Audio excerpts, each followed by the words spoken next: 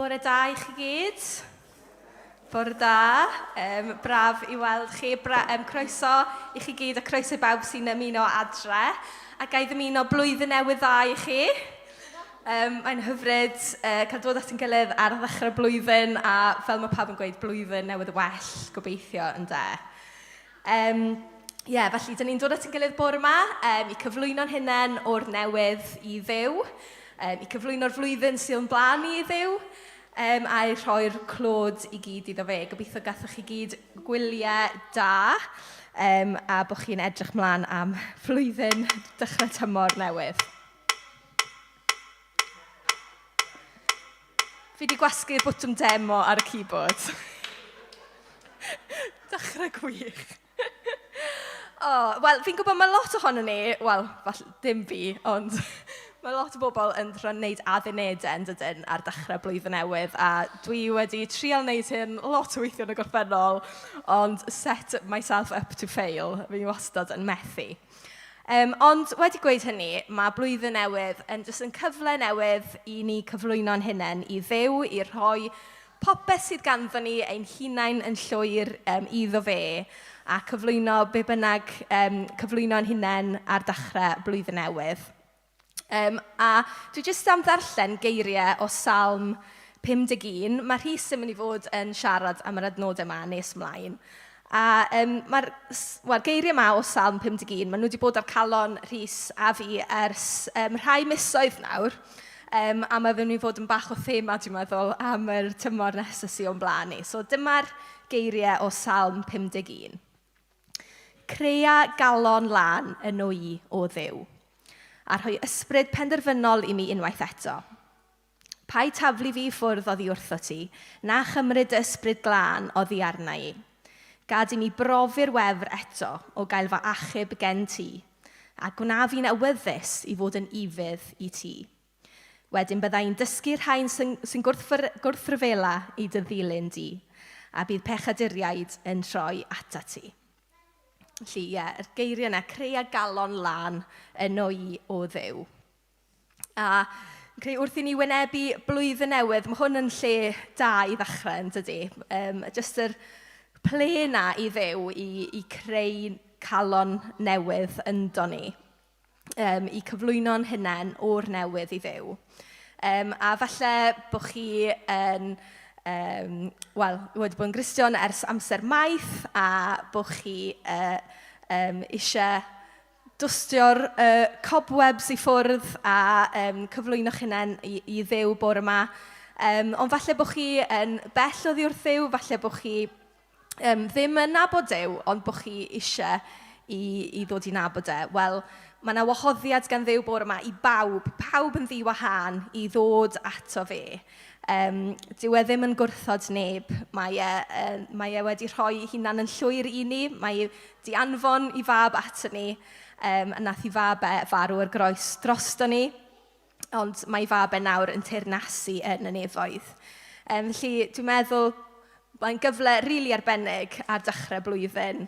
Ddim I wneud y pethau gimmicky I wneud addunedau falle, ond I rhoi'n hunain o'r newydd I Dduw. Felly, newch chi godi I ymuno gyda fi I addoli yn Duw byw ni bore yma ac I gyflwyno newydd ein hunain o'r newydd iddo fe drwy'n addoliad. So, newn ni sefyll I ganu.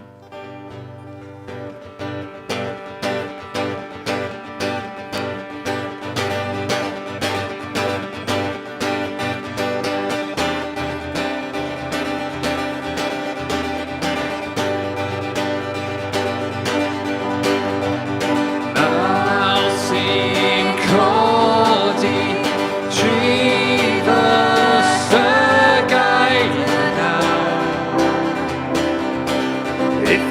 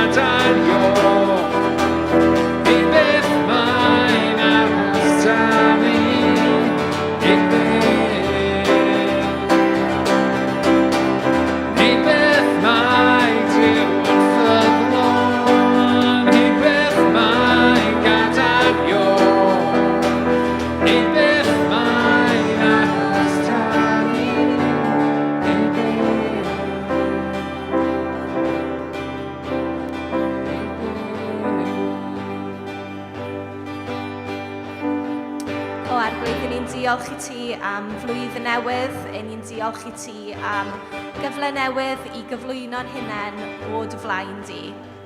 Arglwydd, bore yma ni eisiau rhoi'r clod a'r mawl a'r parch a'r bri i gyd i ti, y Duw byw. Y Duw nath ddod fel baban, y Duw nath ddod mewn cnawd i fyw yn ymplith ni, Emmanuel, Duw gyda ni. Ond y Duw hefyd nath iawn ar groes Calfaria. Y Duw nath fyw y bywyd perffaith. Y Duw nath fyw ymhlith y tlawd a'r bobl oedd wedi cael ei pwysio i'r ymylon a dangos beth yw gwir gariad. Arglwydd, bore yma i ni jyst yn plygu o flaen ti Iesu sy'n teyrnasu yn y nefoedd. Ni'n gofyn am dy heddwch di, ni'n gofyn am dy obaith di, ni'n gofyn am dy ysbryd glân i'n llenwi ni o'r newydd bore yma. Crea galon lan yno ni o Arglwydd. Dyna'n gweddi ni ar ddechrau blwyddyn newydd. A ni'n gofyn i den wedi cael ei godi'n uchel uwch ben y dre yma. Ni'n gofyn i ti ddod a cysur i'r rhai sy'n galaru a chwmni i'r rhai sy'n unig. Ni'n gofyn i ti ddod â obaith i'r pobl sy'n heb obaith. O Iesu, ti yw ein gobaith ni, ti yw ein iwr ni. Amen.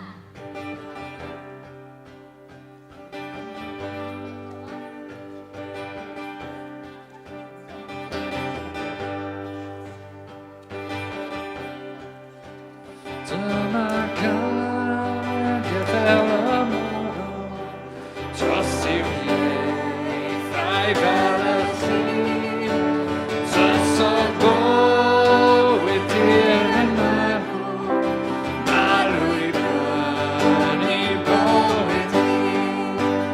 Pwy ar beidio chofio amdano, pwy ar beidio ddweud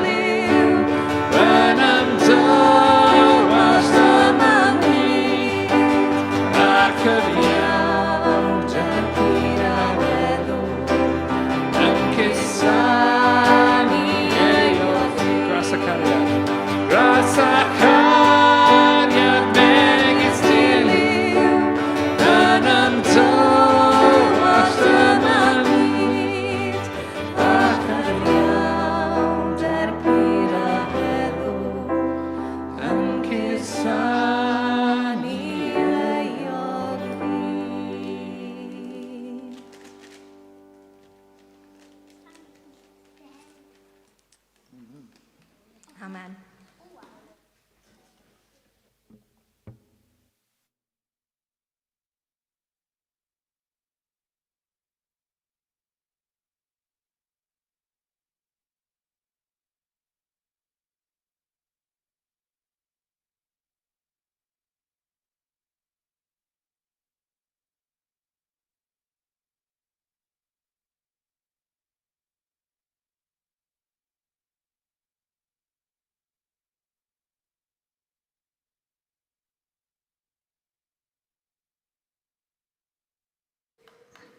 Wel, bore da pawb. Mae'n hyfryd gweld y gymaint yma bore yma.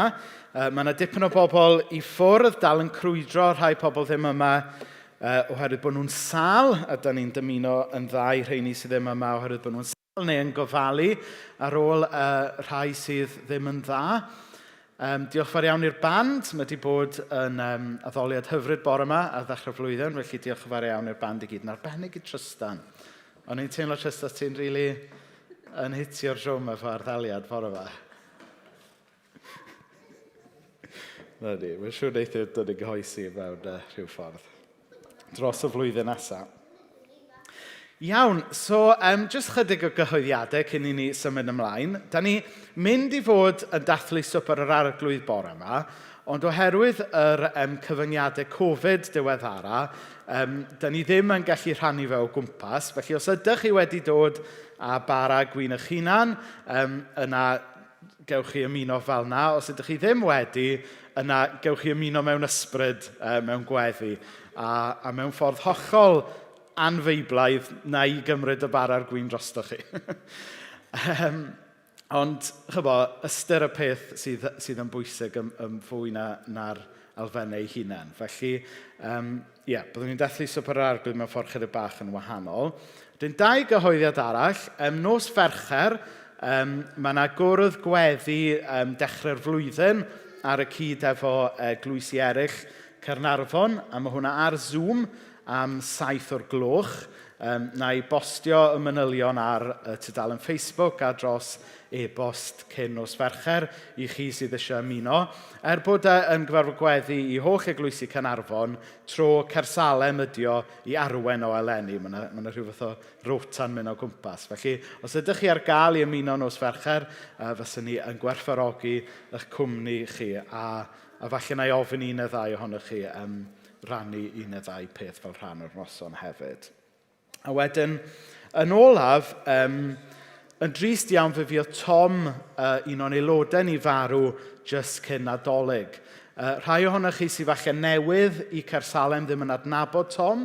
Doedd e ddim wedi gallu dod i addoli yma rhai blynyddoedd oherwydd i iechyd. Ond mi oedd Tom yn un o gewri Cersalem ac yn un o gymeriadau mawr tre Caernarfon. A da ni yn cydymdeimlo'n fawr efo angharad, i wraig a'r plant hefyd, a'i wyresau na wyresau, a'r gor wyrion ac wyresau. A mi fydd ynglad Tom yma am 10:10 bore di Gwener, os oes rhywun eisiau dod. Mae'n ynglad cyhoeddus, a da ni'n gobeithio wrth spredio pobl allan fyny grisiau, bydd modd i bawb sydd eisiau dod, allu dod. So mae hwnna dydd Gwener am 10:10. A wedyn, y peth ola wedyn, cyn i ni weddio dros y plant, yw ar ddechrau pob blwyddyn, dwi'n wastad yn hoffi roed y shout-out, os oes yna rhywun eleni eisiau edrych i gael eich bedyddio, neu dod yn aelod yn ffurfiol yma, yna, plis dewch i siarad gyda fi dros yr wythnosau nesaf. Mae dechrau blwyddyn yn amser da i ni feddwl trwy cwestiynau yma. So, os yna rhywun eisiau cael ei bedyddio fel arwydd o'ch ffydd chi yn Iesu eleni, yna plis dewch i siarad gyda fi. Chi sydd yma a falle rhywun sydd yn gwylio o adre, dewch i siarad gyda fi.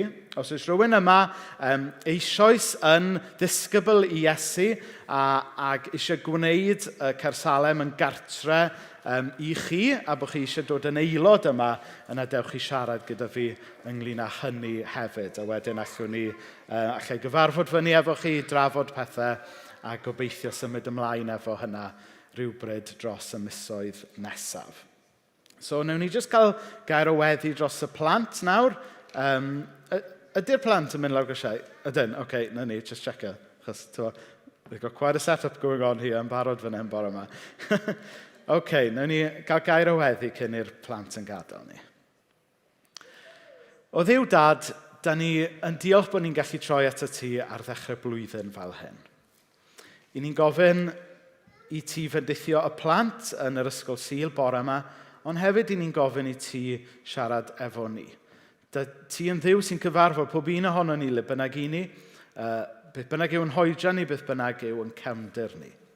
A bore yma, da ni'n gweddio y bydd pawb yn cael profiad ohono ti y Duw sydd yn caru ni. I ni'n cyflwyno gweddill bore yma i ti felly yn enw Iesu. Amen. Amen. Gret. So mae'r plant yn mynd lawr grisiau nawr.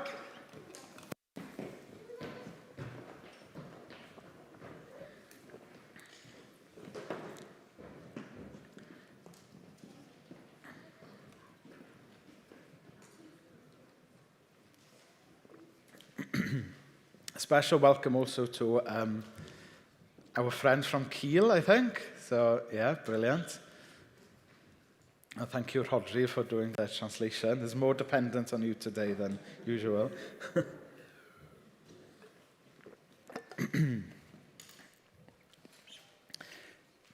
Wel, bore yma, ffrindiau, da ni'n dechrau cyfres newydd dan y teitl Cyfarfod Crist, Profi'r Wefr. Nawr, dwi ddim yn gwybod os ydy'r addorniadau Nadolig dal i fyny yn eich tŷ chi. O'n i'n clywed gan Lydia munud yn ôl fod nhw wedi dod i lawr yn tŷ'r Williamses yn barod. Maen nhw dal fyny efo ni, ond falle fydd nhw yn dod i lawr pnawn ma neu rhyw ben fori. Ac yn ein tŷ ni, mae'r ddefod o dynnu'r addurniadau Nadolig i lawr, a tynnu'r goeden Nadolig i lawr. Chi wastad yn meddwl, ond newn ni jyst wneud o'n sydyn rwan. Tyfod, rhyw rhyw blitz hanner awr a fydd y tŷ back to normal. Ond, yn y tŷ ni bob blwyddyn, mae'r hanner awr yn anorfod yn troi yn o leiaf diwrnod, os na 2 ddiwrnod, o droi y tŷ i gyd ben i weired. Achos wrth i chi dynnu'r addurniadau Nadolig i lawr, mae dwst yn codi, ydych chi'n gweld gwe pri cop, a yn sydyn rhaid mae'n troi mewn i rhyw spring clean cynnar ar ddechrau blwyddyn. Mae fel arfer yn cynnwys trip neu 2 i'r ganolfan ailgylchu. Mae fe'n cynnwys mynd â cwpl o bagiau i'r siop elusen. A sydyn rhaid, mae rhywbeth oeddech chi'n meddwl oedd yn rhywbeth bach, oeddech chi'n gallu gwneud yn sydyn, yn troi i fod yn brosiect mawr ar ddiwedd y gwyliau. Ac dwi'n yn gwybod os ydy hwnna yn brofiad cyffredin i chi, bod yr amser yma o'r flwyddyn pan mae'r addurniadau yn mynd i ffwrdd, yn gyfle falle i gymryd stoc, yn gyfle falle i glirio allan yr hen mwyn rhoi lle i'r newydd. Yn gyfle i fel nath Mena sôn yn gynt, i ddwstio y gwe pri cop i ffwrdd yn barod ar gyfer tymor a blwyddyn newydd. Mae angen ei tipyn o hynna yn y capel yma efo ni, dwi'n meddwl. Nawr, bore yma dwi am eich gwahodd chi i wneud rhywbeth tebyg yn ysbrydol. I ni gymryd y cyfle yma ar ddechrau blwyddyn newydd, ar ddechrau gyfres newydd yma, i gymryd stoc o le da ni arni falle yn bersonol yn ffydd, lle da ni falle arni fel eglwys yn gweledigaeth, a cymryd cyfle i chwythu y cobwebs i ffwrdd mwyn rhoi lle i Dduw wneud rhywbeth newydd a ffres yn plith eleni. Achos, rhai misoedd nawr, dwi wedi bod yn teimlo, Duw yn dweutho fi bod na ryw fath o we pri cop ysbrydol wedi setlo yn fy nghalon ni, os gael jyst siarad yn bersonol, a falle hefyd yn bywyd ni fel teulu y ffydd hefyd. Nawr, pam? Wel, falle jyst oherwydd y pandemig. Chybod, dwi'n gwybod amdano chi, ond mae'r pandemig, wrth i ni fod yn ofalus, weithiau da ni wedi mynd yn ddiog yn dydyn. Falle wrth i ni setlo mewn i fyw mewn un ffordd, da ni'n dod yn rhy gyfforddus yn hynna, ac yn y mix cyfan, falle bod yn zel am bywyd ysbrydol ni falle wedi mynd i lawr chydig bach. Rhag i chi fel bod fi fydda'n pwyntio bys at rhywun, dwi jyst yn siarad am ymhrofiad i fan hyn, a falle bod chi'n gallu uniaethu efo hynna. Falle mae rhywbeth arall sy'n cyfrannu at y gwe pri cop yw y ffaith dwi yn weinidog yma ers 10 mlynedd nawr. Nawr, pan mae gweinidog newydd yn dod, mae pob eglwys yn cael rhywbeth o honeymoon period. A dwi'n meddwl bod yr honeymoon period wedi dod i ben o'r fan hyn. Nawr, peidiwch nodio fatha rhy enthusiastically, ond, chybod, dwi dal yn mwynhau yma. Ond, chybod, pwynt dwi'n trio wneud yw, allwn ni byth byw ar y stori ddoe. Na. Allwn ni ddim byw ar y stori, chybod, o bod gweinidog ifanc newydd gyda fi, achos dwi'n teimlo'n ifanc nawr. Allwn ni ddim byw ar y stori bod ni wedi wneud fyny yr adeilad yma. Allwn ni byth byw ar y stori pan oedd na 30 o bobl yn dod i'r clwb ieuenctid chydig blynyddoedd yn ôl. Mae eisiau ni ddiolch i Dduw am y penodau yna yn hanes ni, ond rhaid ni beidio byw iddyn nhw. Achos mae byw a edrych yn ôl ar rhyw oes aur, falle'n dal ni nôl rhag darganfod beth sydd gan Dduw yn ffres ac yn newydd i ni heddiw ac eleni. Un peth arall, wrth gwrs, yw bod ni dal yn eglwys fach, i gymaru â rhai eglwysi Cymraeg, da ni'n neud yn o reit. Yn drist iawn, da ni'n clywed am lot o eglwysi Cymraeg yn mynd yn fach iawn, a lot ohonyn nhw'n cau. A mae hwnna falle yn gallu arwain ni i fel bod ni'n o reit. Yr agwedd I'm all right, Jack, math o beth. Ond dylen ni byth gymharu yn bywyd ysbrydol ni gyda bywyd ysbrydol rhywun arall. Dylen ni byth cymharu yn eglwys ni efo eglwysi eraill. Achos mae Duw yn galw arno ni edrych tuag at teyrnas dduw am ysbrydoliaeth. I ni gymharu yn bywyd y personol ni, nid efo bywyd y person drws nesaf, ond efo sancteiddrwydd Iesu. Mae Duw yn galw ni lunio gweledigaeth i'n eglwys, nid ar sail be mae rhyw eglwys arall yn wneud, ond ar sail be mae Duw yn galw ni i wneud yn enw i deyrnasau. Felly dwi'n teimlo eleni bod angen i ni gymryd stoc, cymryd amser mewn gweddi, bod angen i ni ail ddarganfod y wefr o gyfarfod Iesu a'i ddilyn eleni. Dyna yw yr hunch, dyna yw y gair mae Duw wedi rhoi ar ynghalon ni dros y misoedd diwetha. A pan i chi'n cael gair, pan i chi'n cael hunch gan Dduw, mae wastad yn beth da i wreiddio fe yn y Beibl. Ac wrth i fi weddio dros hyn, yr adnodau nath Mena ddarllen gyna o Salm 51 nath Duw ddangos i fi, a na i ddarllen nhw eto. Crea galon lan yno i o Dduw, a rhoi ysbryd penderfynol i mi unwaith eto. Pai taflu ffwrdd oddi wrtho ti, na chymryd ysbryd glân oddi arna i. Gad i mi brofi'r wefr eto o gael fy achub gen ti, a gwna fi'n awyddus i fod yn ifydd i ti. Wedyn byddai'n dysgu rhai sy'n gwrthryfela i dy ddilyn di, a bydd pechaduriaid yn troi ata ti. Nawr mae yna gyd-destun penodol i'r salm yma, sef dyma oedd y salm o edifarhad gan Dafydd ar ôl cysgu gyda Bersheba. Nawr, peidiwch poeni, does dim unrhyw fath o ddatguddiad mawr fel yna gyda fi i rannu bore yma. Ond trwy hanes, mae'r salm yma wedi bod yn fodel i'r traddodiad Iddewig a'r traddodiad Cristnogol o beth yw i ddelio gyda ddoi ac ail gysegru eich hun i Dduw.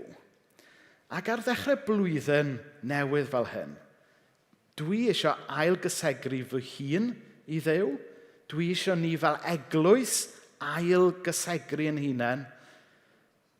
Nawr, oes rhywun eisiau gwneud hyn gyda fi? Ydy hwn yn rhywbeth? Diolch Nerys. Mae yna un llaw ymlaen. Mae blwyddyn newydd yn ddechrau dan dydy i ni ail gysegru'n hunain i Dduw fel hyn. Ac adnod 12 yn arbennig nath daro fi. Gad i mi brofi'r wefr eto o gael fy achub gen ti. Gad i mi brofi'r wefr eto. Ydych chi eisiau profi'r wefr? Falle am y tro cyntaf neu falle eto o gael eich achub gan Dduw. Nawr, dros chydig wythnosau yn ôl, o'n i'n gwrando ar Apple Music ac oedd yn shufflo trwy rhai caneuon gyda fi. A nath can gan Cyseibion ddod ymlaen. Oes unrhyw fans o Cyseibion fan hyn? Mae nhw'n dangos ffoed, gret gwion. A mae gan efo nhw o'r enw Days a Forgotten. Can, mae tua 15 mlwydd oed nawr, so mae hwnna'n neud fi deimlo'n hyn. A mae yna linell ynddo fe. Dyw Cyseibion, jyst i chi gael deall, dyn nhw ddim yn fan Cristnogol na dim byd. So peidiwch mynd nôl a meddwl, mae'r gweinidog wedi recomendio rhyw worship music gwych. Mae nhw'n band da, ond dyn nhw ddim yn fan Cristnogol, okay? Ac, a mae yna linell gwych yn y gan yma sy'n dweud, sut mae'n mynd nawr? Dyle fi di sgwennu hwn lawr. Ond, basically, mae dynyddio'r phrase o I'm being born again. Hynny yw, dyn nhw'n rhyw context arall sydd gyda nhw. Hynny yw, we've been continuously born again. A dwi'n meddwl bod hwnna yn concept pwysig, chybo. Oes, mae yna moment le mae pawb yn cael ei gwahodd ac yn cyfarfod Iesu am y tro cyntaf, oes. A dwi'n mynd chwarae lawr hynna. Ond hefyd, ar ryw sens, mae'n bwysig bod y Cristion yn cael ei aileni yn barhaus, yn dydy. Mae'n bwysig bod ni'n ail ddarganfod gwefr Iesu a bywyd newydd Iesu ym mhob pennod o'n bywyd, ym mhob blwyddyn o'n hoes. Felly wrth edrych ar yr adnod yma, gad i mi brofi'r wefr eto o gael fy achub gen ti. Be mae'r salm yn dweithio ni yw bod angen ni gael yn aileni yn barhaus bob blwyddyn, bob tymor o'n hoes. A dyna pam dwi wedi rhoi y teitl i'r gyfres yma, Cyfarfod Crist, Profi'r Wefr. A dros yr wythnosau nesaf, byddwn ni yn edrych ar hanesion o'r Efengylau lle mae pobl yn cyfarfod Iesu a mae'r cyfarfod yna yn newid bywyd y person yna. Ac wrth i ni weld pobl yn cyfarfod Iesu a cael eu bywydau nhw wedi newid, dwi eisiau ni hefyd fod yn agored i ni gael y wefr a cael yn cyffwrdd a cael y newid unwaith eto. Ond wrth gwrs, i hynna ddigwydd, mae'n bwysig yn bod ni yn cael yr osgo, yn cael y posture cywir yn dydy. So ar ddechrau blwyddyn fel hyn, dwi eisiau gwahodd pob un ohonoch chi i gael meddwl agored, i gael calonau agored, i adael i Iesu wneud rhywbeth newydd.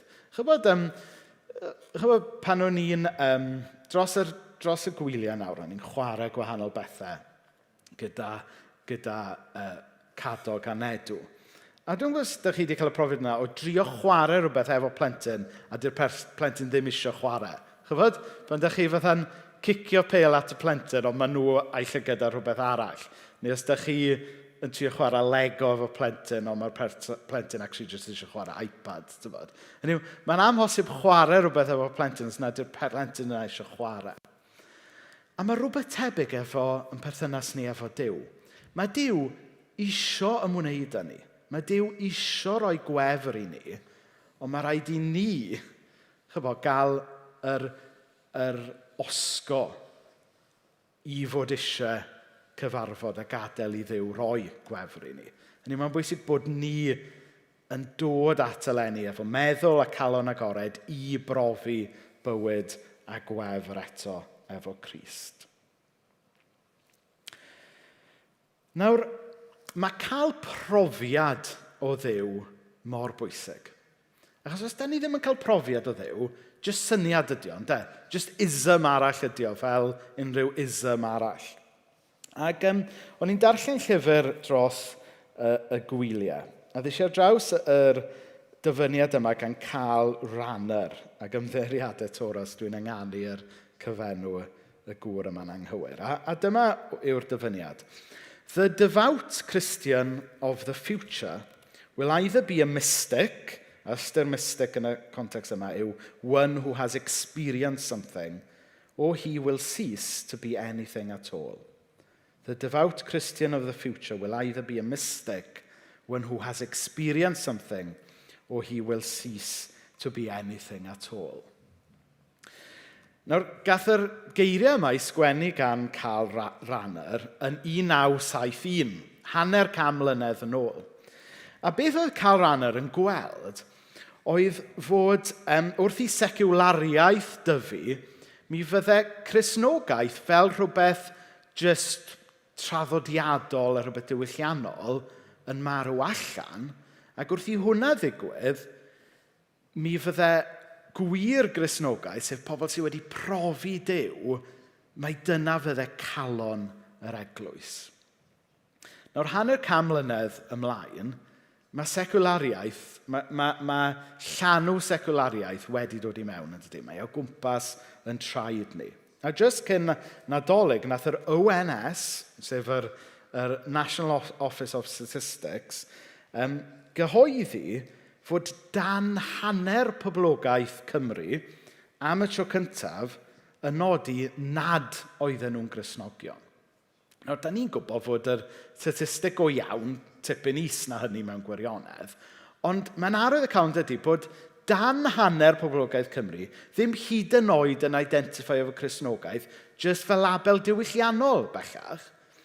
So dwi'n meddwl mae dechrau'r flwyddyn yma yn flwyddyn arwydd y cael iawn, oherwydd mae Cymru officially nawr ddim yn wlad Gristnogol. Hynny, da ni fel Cristnogion, da ni wedi gwybod hynna ers tro yn dydyn. Ond yn swyddogol nawr, dydy Cymru ddim yn wlad Gristnogol. Nawr, beth yw yn ymateb ni fel Cristnogion i hynna? Ydyn ni'n panico? Ydyn ni eisiau dianc yn ôl i rhyw oes air? Neu, gai gynnig, bod ni jyst yn ceisio Duw i brofi y wefr unwaith eto ac o'r newydd yn ein dydd ni. Mae lot mwy exciting i ddechrau o'r dechrau na trio ailadladu rhywbeth sydd yn syrthio i ddarnau o'n cwmpas ni, yn dydy. Yn y llyfr yma, o'n i'n darllen gan Brian Zand dros y gwyliau. Oedd e'n dweud fel hyn: The faith of the future will be sustained by an experience, not an argument. As the old saying goes, a person with an experience is not at the mercy of a person with an argument. The faith of the future will be sustained by an experience, not an argument. As the old saying goes, a person with an experience is not at the mercy of a person with an argument. Nawr, dwi o blaid deall gymaint y gallwn ni am y ffydd Gristnogol. Dwi o blaid reslo gyda'r Beibl, darllen llyfrau diwinyddol, darllen llyfrau sy'n esbonio y Beibl ac yn y blaen.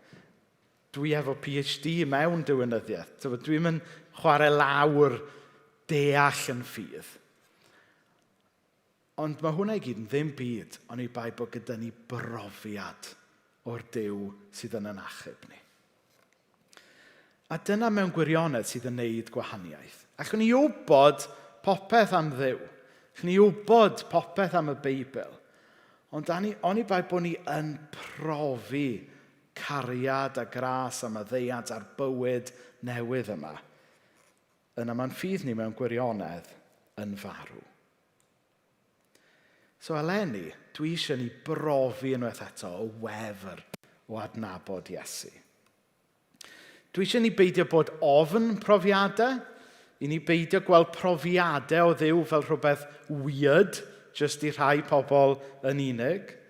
Ond dwi eisiau ni gweld profiadau o Dduw fel rhywbeth normal i bob Cristion.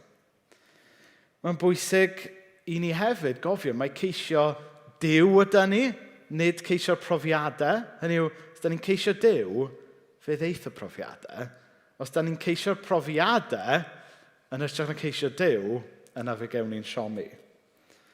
Ac yn olaf, mae'n bwysig bod ni'n ceisio profiadau dros ni yn ceisio Duw dros ni yn hunain. Hynny yw, i ni beidio gweld profiad un Cristion, bod yn eiddigeddus a eisiau'r un profiad â'r Cristion yna. Achos yr hyn sydd yn hyfryd am Dduw yw bod yn cyfarfod pob un ohono ni yn y fan lle yda ni. Mae yna rai pobl yn cael profiadau dramatic, mae yna rai pobl yn cael profiadau fwy tawel a dwfn. Ond y pwynt yw, yr un Duw sydd yn rhoi y profiadau yna.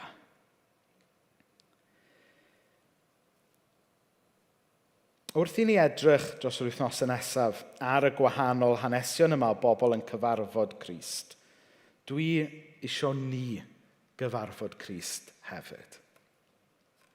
Nawr, dwi am orffen bore yma drwy sôn am un profiad ges i dros y gwyliau. Ar y cyfan, dwi'n cael profiadau dwys o Dduw, ond dwi ddim yn berson sy'n cael profiadau arbennig o dramatic.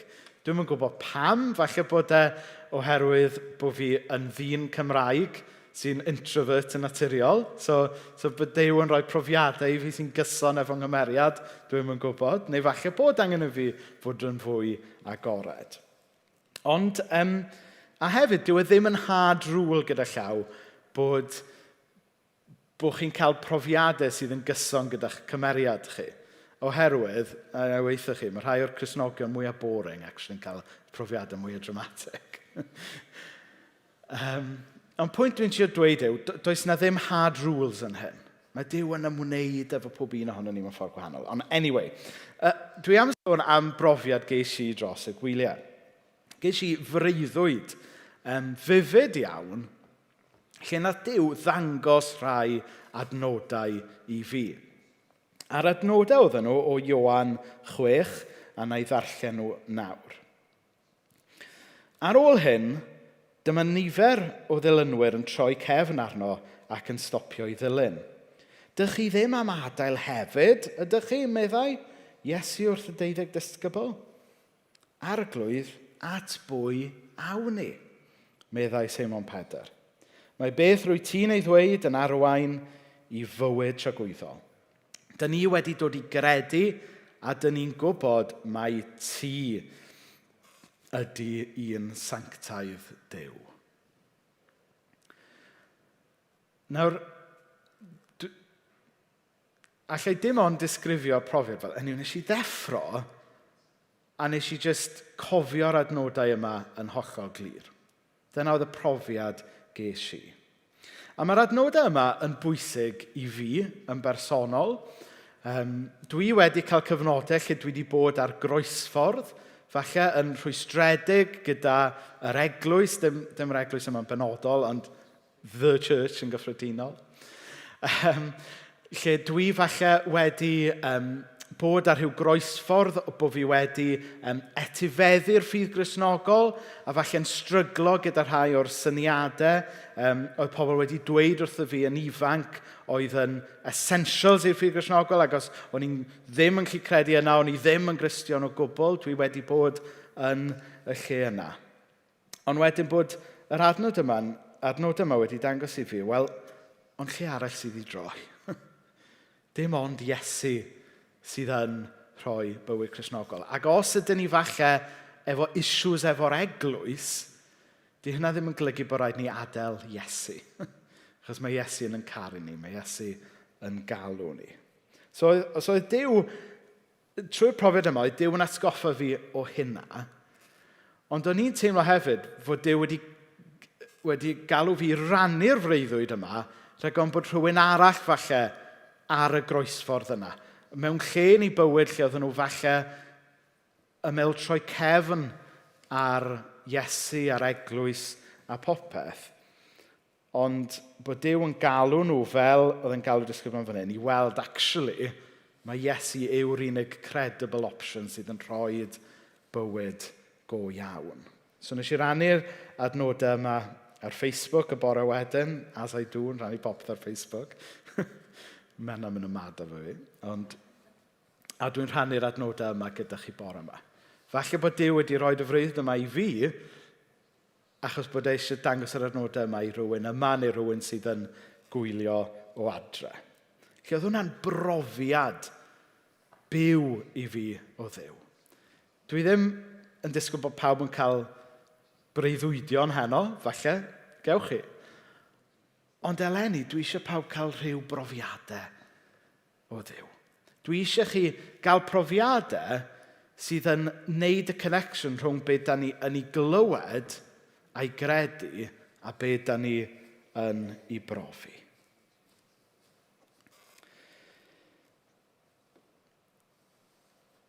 Nawr ffrindiau, ys gyda chi syched i wneud un peth. Ys gyda chi syched i brofi Crist o'r newydd eleni. Ydych chi eisiau bod fel Dafydd yn y salm? Ydych chi eisiau profi'r wefr o gael eich achub eto? Ydych chi eisiau bod yn ifydd i Dduw a profi y wefr eleni? Gen i blygu pen mewn gweddi cyn i ni droi at y cymun.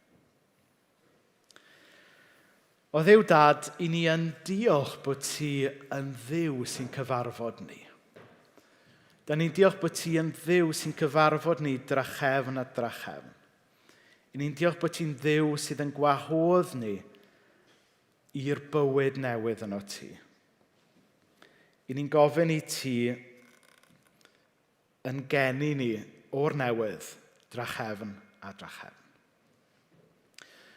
O Dduw Dad, os oes yna rywun yma neu'n gwylio adre yn gallu unieithu gyda ymhrofiad i o fod yna we pre-cop falle yn ei bywyd ysbrydol.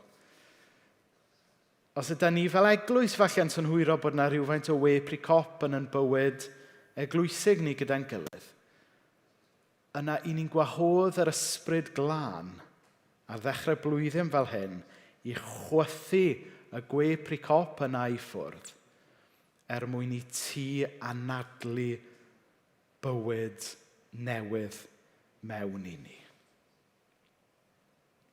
O Dduw Dad, bydd helpa ni dygeisio di ac allan o hynna dy brofi di. Helpa ni fod yn sensitif i brofiadau gwahanol yn gilydd, a helpa ni gyda'n gilydd i dyfu fel disgyblion i ti eleni. Mwyn i ni brofi dy gariad di, ond hefyd mwyn y byd sychedig o'n cwmpas ni, sydd angen profi mwy o dy gariad di. O Dduw Dad, gad i ni brofi'r wefr eto o gael ein achub gen ti, a gwnaed ni'n awyddus eleni i fod yn ifedd i ti. Amen. Ac felly, ffrindiau, da ni'n troi at Swper yr Arglwydd nawr, ac a ddechrau blwyddyn fel hyn, dwi am eich gwahodd chi i gyhoeddi y credo apostolaidd gyda'n gilydd. Dyma i ni'n credu. Dyma yw sylfaen yn ffydd ni, a dyma yw dyle fod yn sylfaen yn profiadau ni. Ar y sgrin, gret. Gewch chi ymuno efo'n gilydd i adrodd y credo. Credaf yn yw y tad holl a lluog, creawdwr, nef a deiar. Credaf yn Iesu Grist, ei unig fab, ein harglwydd a gaid trwy nerth yr ysbryd glân. A aned o fair forwyn, dioddefodd dan Pontius Pilat, fe'i croeshoeliwyd, bu farw ac fe'i claddwyd, disgynodd at y meirw. At gyfododd y trydydd dydd, esgynodd i'r nefoedd ac y mae'n eistedd ar ddeheulawr tad. Daw eto i farnu'r byw a'r meirw. Credaf yn yr ysbryd glân, yr eglwys lan gatholig, cymundeb y saint, maddeuant pechodau, atgyfodiad y corff a'r bywyd tragwyddol. Amen. So mae'r band am ddod fyny nawr i chwarae yn y cefndir wrth i ni baratoi yn hunain i gymryd y bara gwin. Os ydych chi wedi dod â bara gwin eich hunain, gewch chi ymuno gyda fi. Os ydych chi heb, gewch chi ymuno mewn ysbryd.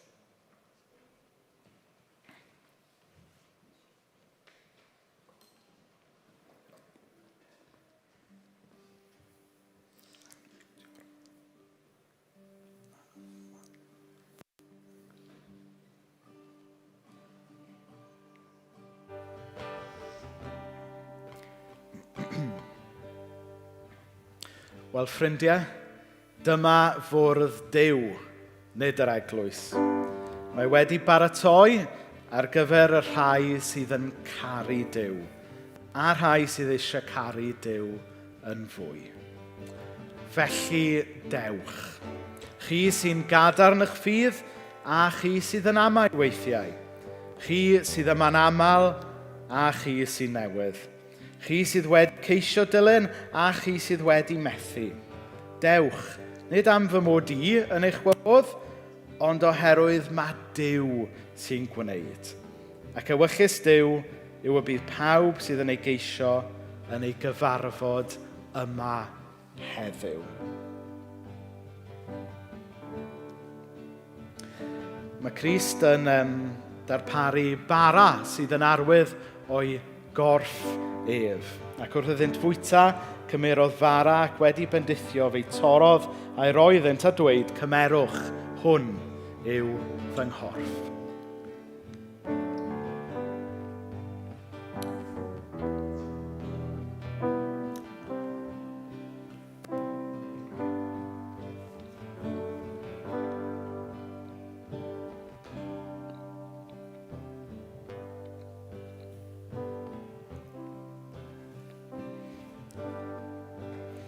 A wedyn mae Iesu yn cymeryd y cwpan. A mae'r cwpan yn cynnwys gwin sydd yn arwydd o'i waed e. A bod dim rhaid cyflwyno unrhyw aberth pellach. Oherwydd bod aberth Iesu'n ddigon am bechod e ddoi, heddiw ac yfori. Mae'r un Iesu wnaeth rhoi gwefr i Dafydd eisiau rhoi gwefr o'r newydd i bob un ohono ni eleni. Ac felly, mae Iesu'n dweud, hwn yw fy ngwaed i, gwaed y cyfamod, sy'n cael ei dywallt mwyn llawer. Gadewch chi gymryd y cwpan.